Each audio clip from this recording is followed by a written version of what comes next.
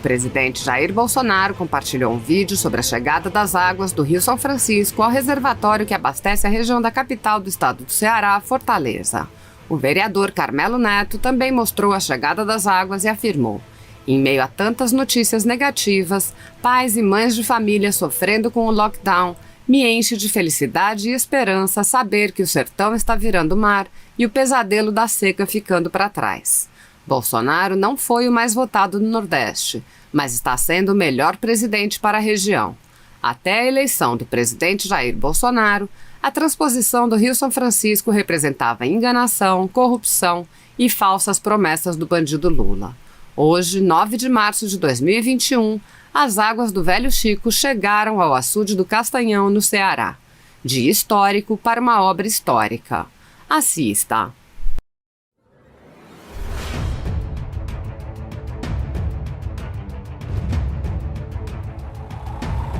Eu já vivi uma escassez de água muito grande, então você tinha que armazenar água nos potes para poder garantir o seu consumo durante o quê? 3 dias, 4 dias, quando aparecia o carro-pipa, né? A gente já teve que como é que se diz, poupar bastante, né? Para ter pelo menos aquela do dia a dia, né? Para beber, para banho. Água do São Francisco chegando no Ceará, via Cinturão das Águas, diretamente para o reservatório do Castanhão. Marinho, uma grande obra, realmente o povo do Ceará será muito beneficiado com esta obra. E com a chegada da água vai ser uma melhoria para todo o estado, tanto para as cidades, né, do interior, que faz parte do estado do Ceará, como para Fortaleza. Hoje, inúmeras atividades estavam até então comprometidas devido à escassez de água, que agora, com essa chegada das águas do São Francisco, o espírito, acredito, do produtor, ele se renova. Compromisso do seu governo, presidente, que nós estamos fazendo cumprir. Estivemos lá o ano passado em Jati, com a sua presença, com o povo do Ceará, que agora, essa semana, as águas estarão chegando através do Cinturão das Águas, que é uma obra do governo apoiada pelo governo federal, mais de 170 milhões de reais nesses 2 anos que foram colocados naquela obra, permitindo que Fortaleza e toda a região metropolitana tenham segurança hídrica. Parabéns, presidente, parabéns, Ceará. Um abraço, União Nordeste. Fala pessoal, estou aqui exatamente no açude do Castanhão, no Vale de Jaguaribe, diretamente das comportas, para dar uma excelente notícia para todo o estado do Ceará. Você lembra das águas da transposição do Rio São Francisco, que na época do governo do Lula do PT era só enganação, corrupção, falsas promessas e que foi entregue pelo presidente Jair Bolsonaro? Pois é, essas águas que eu vi chegar no Ceará com muita emoção ao lado do presidente na cidade de Penaforte, está chegando nesse exato momento aqui no açude do Castanhão para abastecer Fortaleza e toda a região metropolitana, todo o estado do Ceará. Muito obrigado, presidente Bolsonaro. Compartilhe esse vídeo antes que venha um pré-candidato que estava na cadeia até um dia desse, elegível graças ao STF, para dizer que a obra é dele. Compartilhe a verdade, essa obra é do povo, que há tanto tempo sonha com água, com dignidade, sonha com o sertão virando mar. Tamo junto, pessoal. Obrigado, Bolsonaro, e vamos em frente. O Brasil tá mudando. Paz e bem, minha irmã, meu irmão brasileiro. Se não fosse uma pandemia que a gente está vivendo, uma pandemia global desde o ano passado, essa praça aqui dos 3 poderes, frente ao Supremo Tribunal Federal, estaria lotada hoje, eu não tenho a menor dúvida, né? O que esperar da nossa Suprema Corte? Martin Luther King, um grande humanista pacifista americano, dizia o seguinte: uma injustiça em algum lugar é uma ameaça à justiça em todo lugar. Aqui não poderia ter injustiça, mas o que a gente tem visto ultimamente são decisões esdrúxulas o tempo inteiro do Supremo Tribunal Federal. Mas eu acredito no ser humano, eu acredito sim na capacidade de reflexão e de compreensão de um erro para que não incorra em mais erro. A população do Brasil está atônita desde ontem, quando o ministro Fachin despachou, inocentando o presidente Lula da Operação Lava Jato aqui no Supremo Tribunal Federal. Mandou para a Justiça Federal de Brasília todo o processo para que seja analisado naquela instância. Nós esperamos que o bom senso, que a justiça prevaleça nesse caso.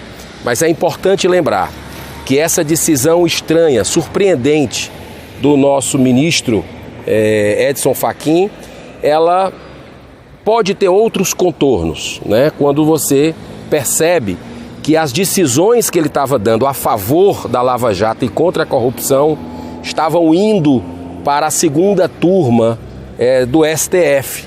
Uma segunda turma que eu não sei se você lembra, naquele período do ano passado, que o ministro Celso de Mello tirou licença, que ficava dando um empate, 2-2 o tempo inteiro. E nesse empate, sempre o réu era privilegiado, né, e acusados de corrupção, libertados, né?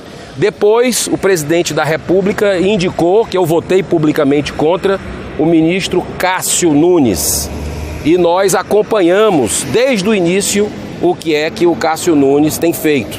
Ou seja, o voto de Minerva, que está inocentando acusados de corrupção. Como a gente viu na semana passada, o caso do quadrilhão do PP. Então é muito importante nesse momento que a gente acompanhe vigilante, com esperança de que o ato de ontem do Supremo Tribunal Federal não seja mais um de impunidade no Brasil, né? Porque a gente não pode mais tolerar esse tipo de coisa. Os cidadãos de bem, eles não têm mais como acompanhar tudo isso de forma desesperançada. Muito pelo contrário, acredito que o bem e a verdade vão prevalecer quando essas pessoas ocuparem os espaços, como, por exemplo, o Martin Luther King também dizia, né? O que me incomoda não é o grito dos violentos, dos corruptos, é o silêncio dos bons. Eu não tenho a menor dúvida que aqui tem ministros cumpridores dos seus deveres, mas o Senado se acovarda em não analisar alguns indícios graves que se tem de alguns integrantes dessa corte, porque é papel do Senado, é prerrogativa da nossa Casa Senado deliberar sobre a CPI da Lava Toga e deliberar também sobre impeachment dos ministros do Supremo Tribunal Federal. O que acontece, que a gente percebe, é um poder protegendo o outro por causa do famigerado foro privilegiado. E aí a casa, com algumas decisões, se torna, na visão da população, uma casa política, né? E que muitos chamam, e eu não tiro a legitimidade disso, muitos brasileiros cada vez mais chamam de vergonha nacional a nossa Suprema Corte. Que o bem prevaleça, que a verdade triunfe e que nós tenhamos uma nova forma de atuação dessa casa, que deveria ser apenas olhar a Constituição, e que os ministros tenham mandato e um processo de escolha diferente. Muito obrigado e vamos acreditar na justiça. Estaremos atentos. Senhor presidente, repetindo o que disse no discurso anterior, não está em julgamento aqui tão somente o caso do deputado Daniel Silveira. E repito, execramos a sua fala em vídeos que foram amplamente divulgados. Está recolhida ao banco dos réus, aguardando o veredito que será exarado pelos seus próprios ocupantes, esta Câmara dos Deputados, deputado Isnaldo Bulhões, líder do MDB, partido de Mário Covas, que disse esta mesma frase durante a discussão do pedido de licença para processar o deputado Márcio Moreira Alves, exigido pela ditadura militar e que foi considerado a gota d'água para o AI-5. Muitos falam em AI-5, mas não conhecem a história do ato institucional número 5. Talvez não se lembrem, mas faço questão aqui de recordar aquilo que deve ser ensinado nos bancos escolares. Naquela oportunidade, este parlamento foi capaz de construir consenso, e deputados governistas da base do regime, da base da ditadura, votaram a favor deste parlamento. E a gota d'água do AI-5 não veio daqui, veio do Poder Executivo.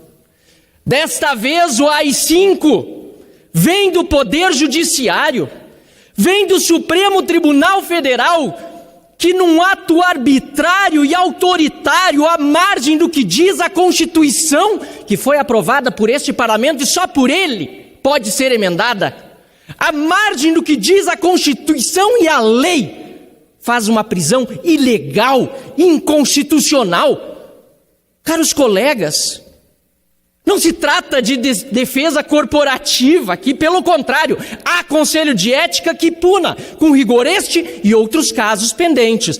Vamos reativá-lo. Trata-se de defesa da democracia, do Estado de Direito, da defesa de que não nos submetamos como vassalos humilhados ao Supremo Tribunal Federal.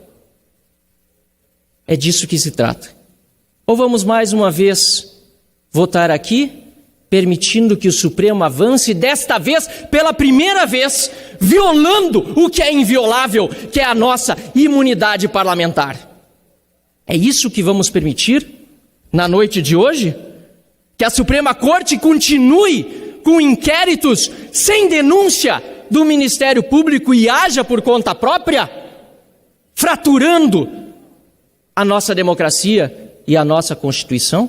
Vamos tentar buscar consensos, assim como na votação de 68, quando houve maioria para defender esta casa e o mandato parlamentar.